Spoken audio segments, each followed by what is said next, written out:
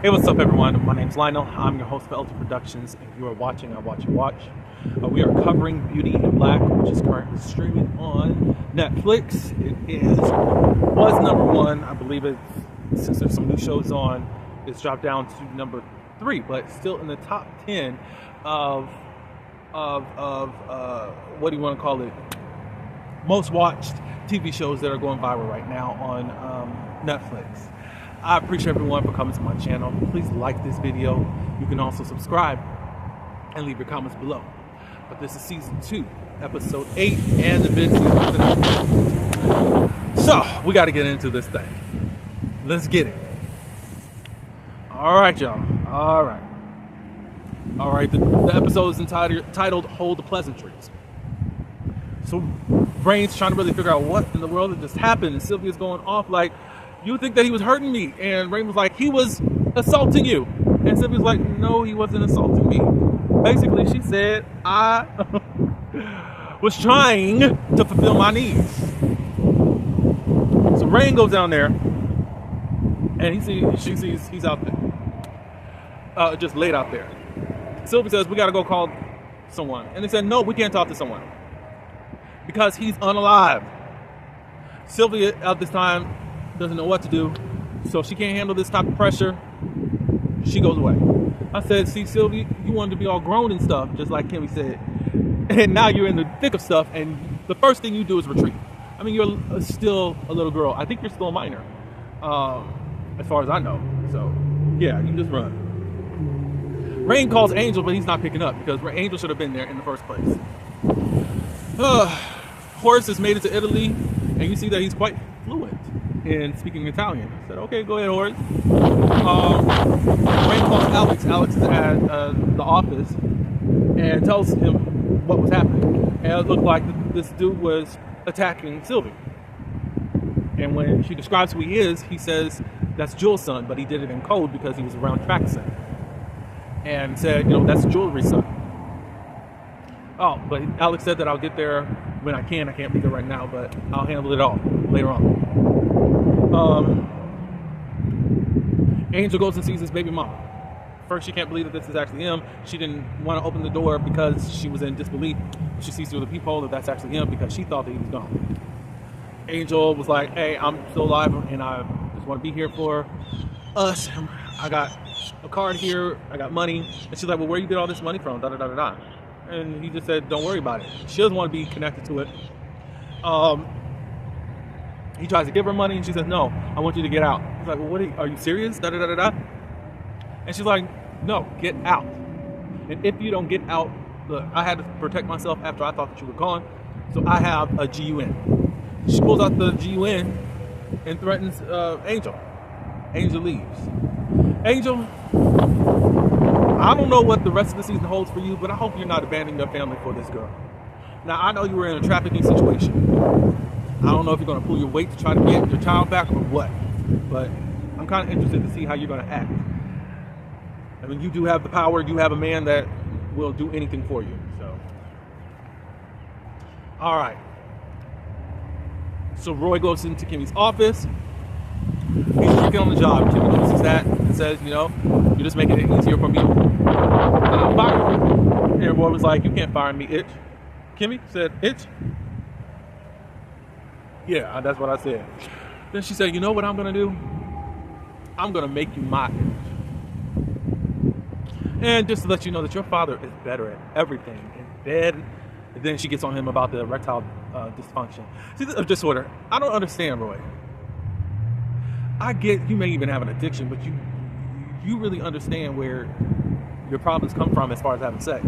Why don't you sober up? Find some type of other way to get high, or at least take a break or something.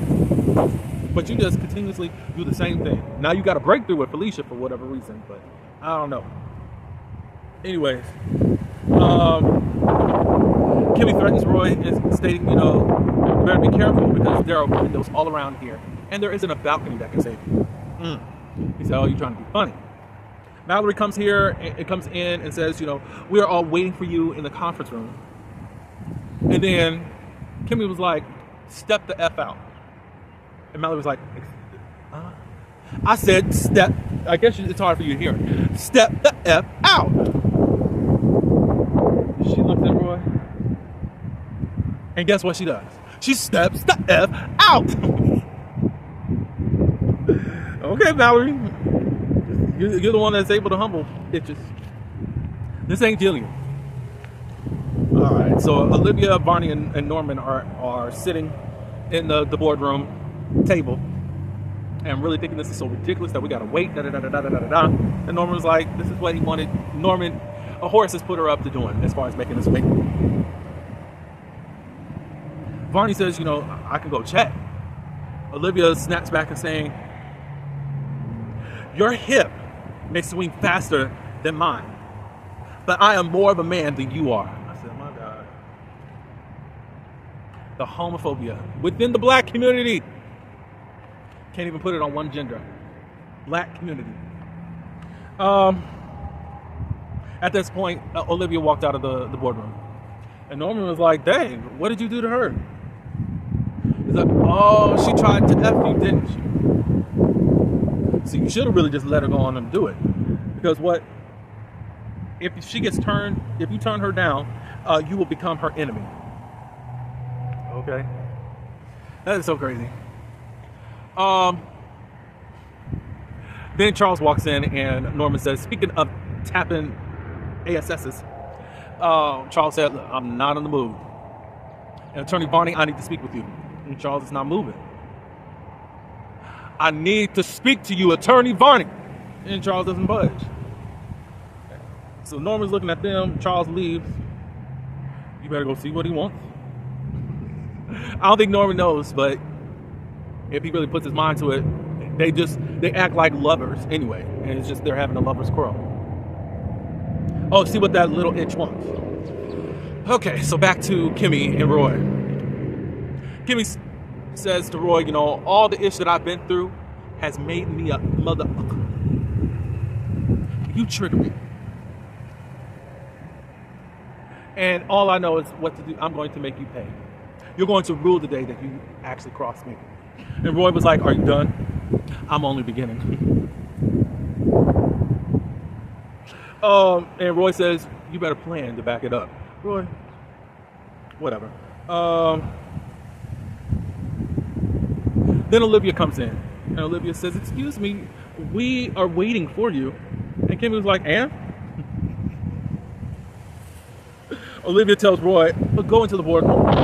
Roy, Kimmy says, stay here. Olivia says, go into the boardroom. That's what I said. Roy ends up leaving. And then Kimmy was like to Olivia, so it looks like it just seems like you're just going to try it. Another person that's going to try me. Olivia said, look, we have not really met officially. Let me just introduce myself because I am the original BITCH. And the original BITCH is the foundation of this mother effer. I added that word on. The foundation holds up everything up. And if the foundation shakes, the entire building comes down. And you're making me unstable. Kimmy begins to laugh and says, like, all of you are just as predictable as my husband said that you would be. So then Olivia leaves and all that good stuff, and soon the meeting is going to start. Charles is in the lobby someplace or in the wherever. He gets Jules' attention. It's like he wants his help, but he's like, I need to know if I can trust you. And Jules said, I've been with the family forever, and you can trust me. And Charles said, that's the problem. You've been with the family this long. So Charles wants to tell Jules, but then he says, never mind. Kimmy's going to the office, to the boardroom, and sees Jules. And she tells Jules that after the meeting, I want to see you in my office. It's been a long time coming. Jules was like, most definitely has. As Kimmy's walking in, you have Traxon and Alex. They're taking bets on what's going to happen as far as who's going to win. Alex says it's going to be Kimmy. Traxon says it's going to be Olivia. And we find out that Traxon wants to smash Olivia. He's like, well, she's going to be have a lot of, she has good money. You might as well go and hit her for a lick. Kimmy comes in and asks, is someone going to pull my chair? Barney comes over and does it as a gentleman as he is. Mallory starts to make a presentation. Kimmy has put an earpiece in where Norman's feeding her information as to what to say. And Horace says, this is all fluff. Let's get to the real stuff. So Kimmy says, like, this is all fluff. Where's the financials? She takes the earpiece out and they start talking. They talk about the lawsuit and all that. One lady is ready to go on and file a lawsuit. Olivia's like, I need to pay a visit to her. And then Kimmy was like, I need to see all the people. And Barney was like, will you meet the plaintiffs? I don't say how experienced she is, basically what she knows. Yes. And Roy said, what are you going to do? And Mallory said, basically trying to calm Roy down, how it is. And Kimmy says, obviously, what none of you can do. You all have ran the company to the ground. Now let's see how you did it. So these ad campaigns, this new ad campaign is dated. What are we, from the 80s? And Mallory said, I did it. Oh, they're quite dated. I have a few ideas. Oh, Mallory said, you have ideas. So let's hear your ideas. She says that the company has no online presence. We're still running ads on the old radio station that nobody's listening to. But not anymore. And no more ad dollars will be going into funeral home. That's 75%. Okay, so that'll be 75% of the money that we do have can be added to go on to online. Basically, they're going to be adding online to get those, where we're going to invest in black online companies. Norman said, well, those are run by white people. Yes, I do understand that. But what it will do, it will increase our visibility by 82%. It will save us $7.2 million a year. We take the $22 million to pay off our debt to the suppliers that you all have chosen, by the way, have been charging 19%. And we're going to take our business to China. And they're all upset because all these things were just black owned, and we really can't do that. Well, she said if we are actually stick to this plan, we could be debt free in 5 years. Of course, Olivia and Norman aren't really having all of that. Then Kimmy brings up, Olivia, what is Yellow Smalls LLC? Olivia says, I don't know. Norman, what is Polar Stipend LLC? I don't know. It looks like shell companies that are parked outside of the U.S. So then she says, tells Barney to get on it to find out more about these companies. So at this point, Kimmy adjourns the meeting, and of course she wants to speak to Jules. But beforehand, Olivia, Norman, and Barney are still in the office, and basically says, we don't want you to talk to anybody about that. And Olivia specifically said, if you do, I will let it be known what I know about him. That she knows that he's gay.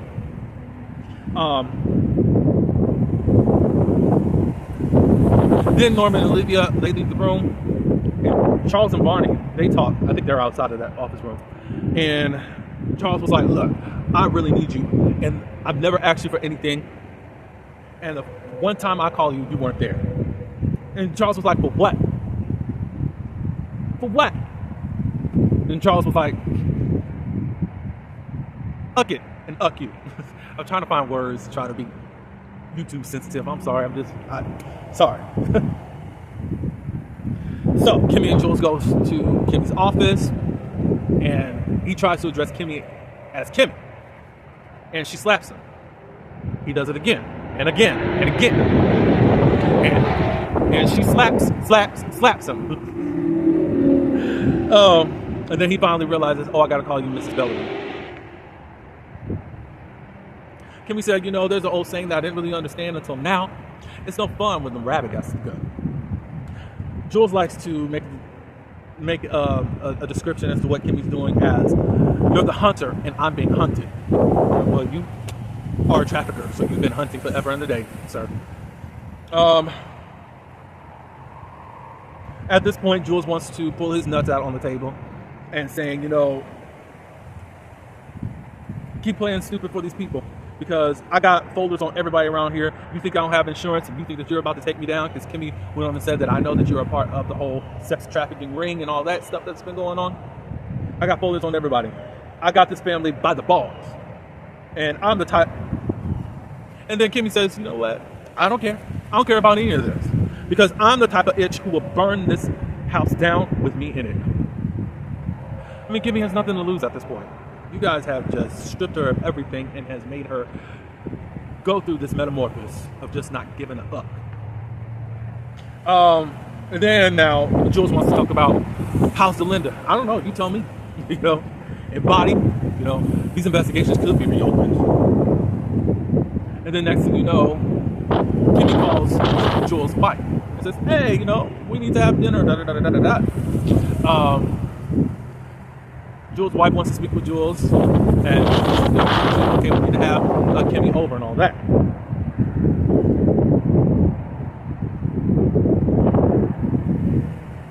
And Kimmy was like, found out, so I didn't know that you had another son from a previous marriage. So he was married before. That's interesting. Jules said, you know what? Don't come after my children. Don't threaten my children. And she said, well, you threaten mine as far as my family. He said, you can come after me, but not after my children. And I'm warning you. And Kimmy said, I've warned you. She's not backing down. And I'm glad for that. Kimmy, look, Jules, you deserve anything and everything that comes to you after all that you've done over these years. Angel's out shopping and Rain calls and picks up. And he finds out that Rain's been trying to get a hold of him and you got to get back to the house right away. Then he's ordering the people to hurry up with his stuff. Kimmy's done and she's out of the office and she calls Horace. She tells Horace, hey, I didn't want them to think that I needed you while I was trying to conduct this meeting. And that's why I took the earpiece out. Horace said, tell them about these LLC companies. And Kimmy said, these are shelf companies that both Olivia and Norman have. They are offshore and they are getting all the kickbacks from advertising from it. Horace lets it be known that he already knew. And she was like, how come you haven't said anything? He said, well, I was going to, but timing is everything.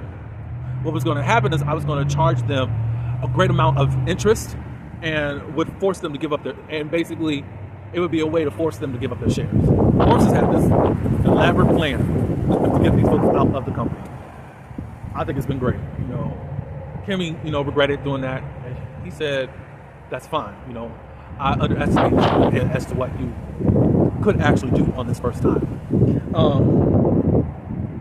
Kimmy gets back to the house and she wants to find out where Rain is. James says that I think Rain is outside and Alex, who dropped off Kimmy, goes to find Rain and they see this body there. And he said, I'll take care of it. At the same time, Kimmy's coming out. Kimmy sees the body and Rain takes Kimmy off to go tell her what exactly did happen. We're finding out that Glenn is still alive. Alex says, he's still breathing, So, next thing we go to Charles's home. Barney comes visit him because now he's upset that Charles is upset, and goes into the room and sees that Charles is sawing up these bodies that he done pow. Horrified, Barney, as I am, he runs up out of there and he has to go vomit. It looked like Charles was going to chase after Barney, but no, he had to go vomit too. I said, oh okay. So he said, what is all this about? That's what I was calling you about. They robbed me. They were trying to rob me, and I had to do it. So you resorted to this? You didn't call nobody? And Charles said, I couldn't risk having a felony meeting for his in order to keep his shares and all that good stuff. And then all of a sudden, some people come into the door and say that they are the police. Now, at first I was like, the police? So Andy then is, I was thinking from the beginning that Andy was possibly trying to bust up this whole organization. I think these are reinforcements to come to rob the party. That's what I do. I don't know exactly what's up. That was the end of the show, and that is quite a crazy cliffhanger. And I'm just trying to figure out, why are we doing this? Hopefully it makes sense whenever the midseason comes along. Now, normally that will come around March. I guess it'll be around that time next year in 2026. But I'm like, what a crazy... I don't even understand the whole thing with Rain. Rain overreacted against possibly some of the stuff that she just experienced being in this room, but it was just too much. I don't see how there's a future between Kim and Rain. They already got to send Sylvia on her way. There's no way. Rain, you did this right on my husband's property. Like, what? It was just too reckless. You didn't even think about what you were doing before you did it. You thought you were doing something good, but obviously not. So it was crazy. But I enjoyed Kimmy in that boardroom. It was so cool to see her do her thing. But yeah, y'all tell me what you thought of it. For the most part, it was cool. And I'm enjoying it, and I got to see what's going to happen. I already said that, how I feel about that there needs to be some type of prequel to just see how what has made these folks become who they are now. But anyways, that's all I do have. Let me know in the comments. Thank you for being with me in this crazy story. Be sure to like this video and subscribe if you are new. And check out all my other playlists. And until we meet again, peace.